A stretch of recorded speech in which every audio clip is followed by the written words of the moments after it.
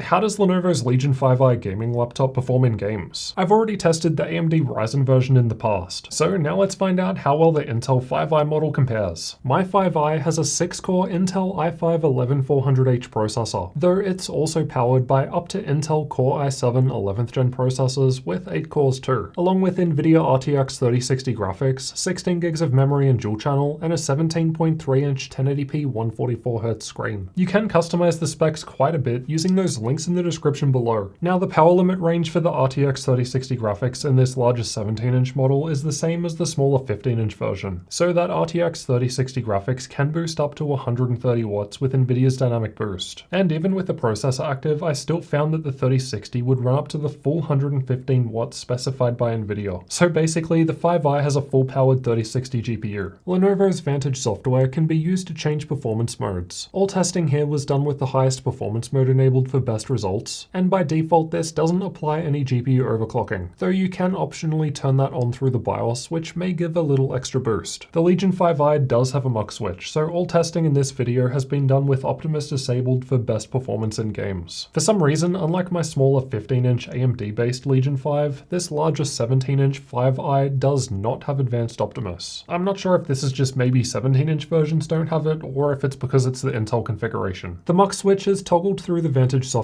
Hybrid mode on means Optimus enabled, while hybrid mode off means Optimus and iGPU off. Unfortunately, the larger 17-inch panel also doesn't have G-Sync like the smaller 15-inch models, so expect some screen tearing with Optimus disabled. The average gray-to-gray response time was around 8.7 milliseconds. Unfortunately, there's no option in the Vantage software to enable overdrive mode, something many of the 15-inch models do have. Granted, the effectiveness is up for debate. It's not terribly slow, but there are a number of faster 144Hz panels listed here. This contributes to the total system latency being on the slower side too. This is the total amount of time between a mouse click and when a gunshot fire happens on the screen in CSGO. Like many of Lenovo's other gaming laptops, the Legion 5i ships with a slower X16 memory, which I guess is just due to global supply shortages. So I'll also show you what sort of a performance boost we can get in games by upgrading the RAM to 2 X8 sticks. Alright, so with all that in mind, let's get into the gaming comparisons and find out how the 5i compares against other laptops. Cyberpunk 2077 was tested the same on all laptops, and I've got the 5i highlighted in red. The results are quite good here for an RTX 3060 gaming laptop, within margin of error behind the 3060 in the AMD version just above it, though the Intel system has a bigger increase to 1% low. Most of the other 3060 laptops tested were otherwise lower, which I suppose is expected as the Legion series are the only ones I've tested so far with GPU power limits this high. Red Dead Redemption 2 was tested with the game's benchmark, and this time the Legion 5i was doing better than the other laptops with RTX 3060 graphics. This wasn't too surprising, as when I've previously compared Intel and AMD gaming laptops, Intel was generally ahead. Plus that higher GPU power limit would be helping. Granted, the Ryzen-based Legion 5 with the same GPU power limits was still behind. Control was tested running through the same part of the game on all laptops, and the 5i was doing very well here. Again, it's the best result from an RTX 3060 laptop that I've recorded so far, and it's beating the RTX 3070 and the HP Omen 15 just below it, though that one does have a lower 100 watt power limit. The Ryzen version of the Legion 5 with more CPU cores was just below that, and given both were tested with the same X16 memory, I can only assume we're seeing Intel's advantage in games here. Now, all of those laptops that we just compared with were tested with their stock memory, because I want to show you the performance that you can actually expect when you go and buy one of these laptops and run it straight out of the box. I have shown in the past the difference X8 and X16 memory can make in a Lenovo gaming laptop, so now let's see how that helps out the 5i. In Shadow of the Tomb Raider, we're able to boost average FPS by about 10%, quite an impressive gain for such a simple change. The upgraded Legion 5i is now right in line with the higher tier and more expensive Legion 5 Pro with RTX 3070 graphics, though the 5 Pro also has slower X16 memory too, so that could also be further boosted with a memory change. Regardless, it's quite a decent improvement, and it goes to show that Intel laptops benefit from better RAM too. It's not just AMD machines, as a lot of people seem to think. Now, the frame rate differences between X8 and X16 memory will of course depend on things like the specific game, the resolution tested, and the game setting level. But in general, basic X8 memory is faster than the X16 stuff that Lenovo ships their laptops with. So if you can get some, it might be worth the upgrade. You can find the memory that I've tested with linked in the description below. Alright, so now that we've seen how the 5i actually compares against other laptops in games, let's test out even more games at all setting levels. Apex Legends was tested in the World's Edge map. It was running smoothly even with all settings at maximum, with an average frame rate that's higher than the screen's 144Hz refresh rate, though we could boost even the 1% low higher than this with all settings instead at minimum. Call of Duty Warzone was also tested with all settings either at minimum or maximum, and this is because these games don't have built-in setting presets. There was less of a gap in performance between max and min here, so might as well just run with some decent settings so it doesn't look all potato-y. Fortnite was able to make good use of the 144Hz screen. Even at high settings, the average frame rate was higher than the screen's refresh rate, and one step lower to medium settings could also get the 1% low higher than this too, so a very smooth experience. We compared Control earlier, but now let's see how ray tracing and DLSS go. I've got the stock results shown by the purple bars. With ray tracing enabled in the green bars, it's actually still running above 60 FPS at low settings, though personally I think it looks better with ray tracing off at high settings while also performing better. We can use DLSS, shown by the red bars, in combination with RT to boost performance though. Cyberpunk was also compared earlier, but I've got the RT plus DLSS enabled modes here at the top now too. They're quite low, just 30 FPS and below, though you could of course use DLSS without RT to boost performance higher than what I'm showing here if you prefer. Microsoft Flight Simulator was running above 60 FPS with the high-end setting preset, and close to 100 FPS if you're fine with prioritizing smoothness over visual quality at low settings. Assassin's Creed Valhalla was tested with the game's benchmark, and above 60 FPS at max settings in this one is a decent result from a laptop, though again low settings could get us to around 100 FPS if you don't mind things looking worse. Watch Dogs Legion was tested in the same manner, but this time there's a big difference going from ultra to very high settings, which I think is due to the 6 gigs of VRAM available to the RTX 3060 graphics, as the game gives a VRAM warning about the 6 gigs not being enough. CSGO was doing extremely well here. Basically this test always smashes super high FPS anytime there's a mux switch. Without that, we'd probably be seeing 100 FPS or so lower, and that's because the iGPU just becomes too much of a bottleneck with super high frame rates. Likewise, Rainbow Six Siege was able to hit super high frame rates for the same reason. Esports titles like this generally see good improvements in changing the RAM from X16 to X8 too, but hey, even at max settings we're well above the screen's refresh rate, so I'll let that slide here. Red Dead Redemption 2 was compared earlier, and the high settings I compared with look like a good sweet spot. Max settings wasn't quite 60 FPS, but medium and low weren't offering too many extra frames compared to high. Shadow of the Tomb Raider was doing quite well, though as we saw we can boost average FPS at max settings by upgrading to X8 memory. Battlefield 5 was also running without issue, but these are older games now. I'll ditch this for the newer 2042 version once it's out. Speaking of older titles, The Witcher 3 was also running fine at max settings, though we could get quite a large 45% boost to average FPS by lowering the settings to high. I'll cover absolutely everything else like thermals, battery life, and more in the upcoming full review video, so if you're new to the channel then make sure you're subscribed for that upcoming content. Check this video next to find out if it's worth paying more money to get the RTX 3070 graphics compared to the 3060 that I've tested here, or this one to get a better understanding of the difference the RAM can make in games. And come and join me in the community in Discord and get behind the scenes videos by supporting the channel on Patreon.